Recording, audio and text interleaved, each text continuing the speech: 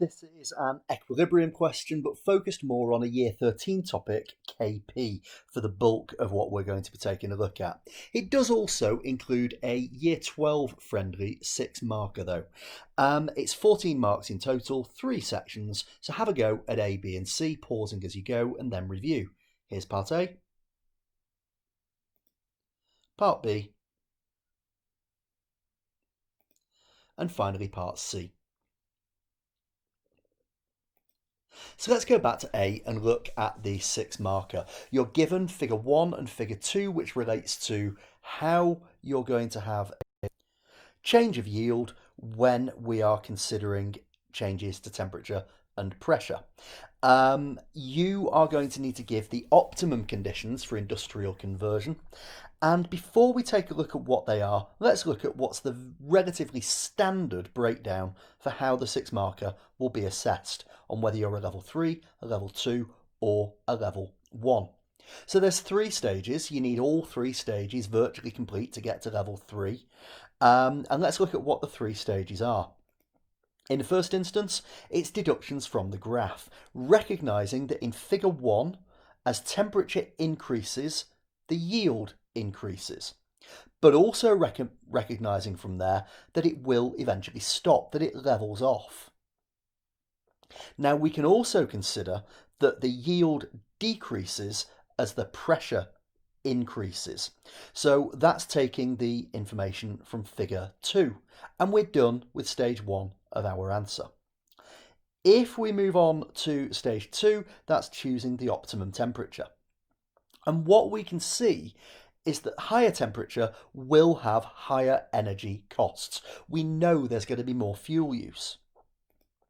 And we also know that at higher temperatures, the yield actually stops going up. So for that reason, we don't want to go beyond 880 about where it levels off, but certainly somewhere around 800 would be a good optimum temperature because you're maximising yield without using excess energy.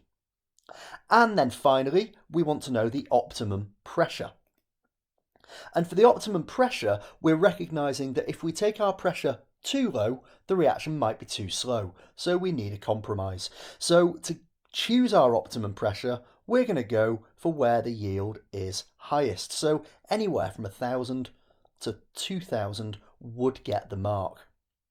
As we move on to part B, we have a question here related to equilibrium moles. Again, this would be Year 12 friendly. Now, to answer a question like this, I will always draw out the table. I've got my 3 components, my carbon monoxide, my hydrogen, and my methanol. And then I'm going to add my row headings, initial moles and equilibrium moles. I'm going to fill in what I can from the question, and I've color-coded so you can see where those numbers have come from. And then we're going to work through to see what else we can fit in. For example, we know that we started with no methanol. We also know that we started with 20.1 moles of carbon monoxide and we ended up with 2.16 moles of methanol. And from the equation, we know that 1 mole makes 1 mole. So the carbon monoxide must have gone down by 2.16, giving us 17.94 equilibrium moles. We also know that 2 moles of hydrogen makes 1 mole of methanol. So hydrogen moles are not going to go down by 2.16, they're going to go down by double that amount, giving us equilibrium moles of 19.88. And that then takes us to the KP calculation and partial pressures, which is often a Year 13 topic. We're going to write out our KP expression. You'll notice the absence of square brackets here, but you can see that products are on top, reactants are on the bottom, and the powers have come from the balancing of the equation. Now, before I can actually put my data into that, I need to work out my mole fractions so that I can work out my partial pressures. So I'm going to find out how many moles in total of gas there are, and I've added together the 3 different equilibrium moles that were provided. Now from there, I can combine my mole fraction and partial pressure calculation, because I can see my mole fractions here, 0.36 over 7.63, 2.76 over 7.63, and 4.51 over 7.63. If they're my fractions, I can multiply each of them by the total pressure, and that will then tell me what contribution each of them make towards that pressure.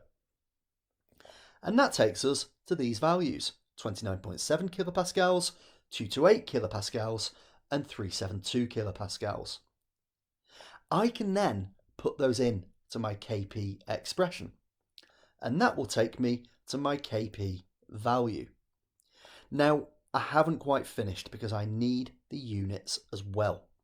So I'm going to show how that can be done if you're not so confident with it.